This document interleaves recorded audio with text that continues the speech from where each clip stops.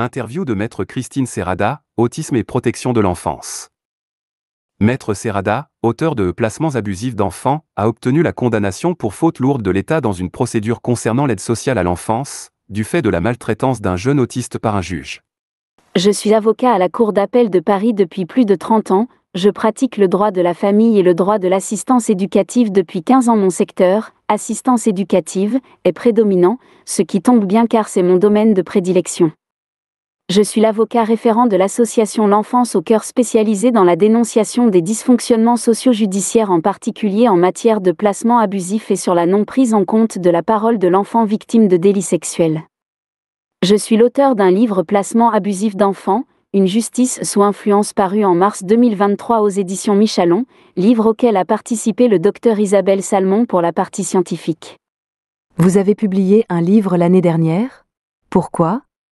J'ai voulu dénoncer le placement des enfants de familles bien traitantes alors qu'il n'existe aucune justification sérieuse.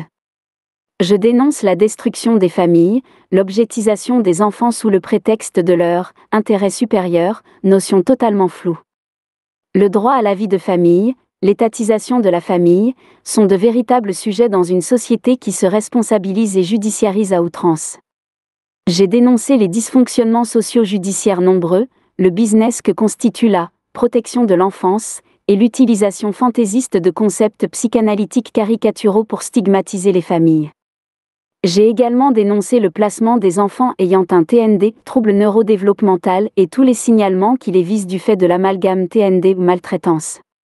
Vous venez d'obtenir une décision rare concernant les fautes de la justice ? Quelles procédures ont été suivies ? Il s'agit d'une assignation contre l'État pour faute lourde. La décision est-elle définitive ? Elle est définitive car l'État n'a pas fait appel. Quel est le dispositif de cette décision ? Il condamne l'agent judiciaire de l'État qui représente l'État à verser des dommages-intérêts à l'enfant autiste du fait de l'absence de protection pendant le traitement judiciaire de son dossier. Pouvez-vous rappeler ce qui a été à l'origine de cette décision ? Un enfant a subi une procédure judiciaire, tout d'abord une MJE, mesure judiciaire d'assistance éducative, sans audience et donc sans contradictoire, alors qu'il n'y avait pas d'urgence. Ensuite, les conditions de son audition devant le juge des enfants ont été jugées comme ne lui ayant pas assuré de protection. La situation est-elle décrite dans votre livre ? Oui. Quelles conclusions pouvez-vous en tirer concernant les procédures judiciaires en cas de handicap, particulièrement, mais pas seulement, en matière d'autisme ? Je considère qu'il faut exercer tous les recours possibles pour faire évoluer le système français car il est maltraitant. Les parents doivent aller jusqu'au bout, Cour de cassation, CEDH, Cour européenne des droits de l'homme, etc. Il faut qu'une jurisprudence nette et favorable vienne contrecarrer l'impunité judiciaire. Pour les parents d'enfants porteurs de handicap, l'amalgame entre le handicap et des défaillances parentales est un amalgame faux et souvent stupide qu'il faut combattre avec énergie. La stratégie nationale pour l'autisme a prévu une priorité de diagnostic par les centres de ressources autisme, CRA, en cas de suspicion d'autisme. Cette mesure a-t-elle été appliquée à votre connaissance ? Elle est peu appliquée, et les CRA sont de toutes les manières débordés et pas toujours aussi compétents qu'on le voudrait, d'autant plus qu'ils ont l'information préoccupante et le signalement trop facile. Aident-ils ou stigmatisent-ils ?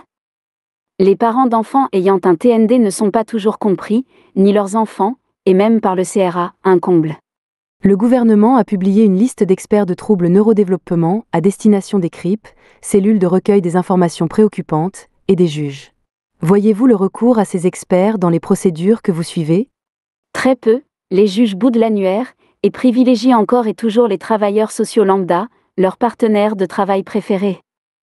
Quand on ne parvient pas à faire désigner un spécialiste, l'ordonnance de refus n'est pas susceptible d'appel, donc l'affaire est vite réglée.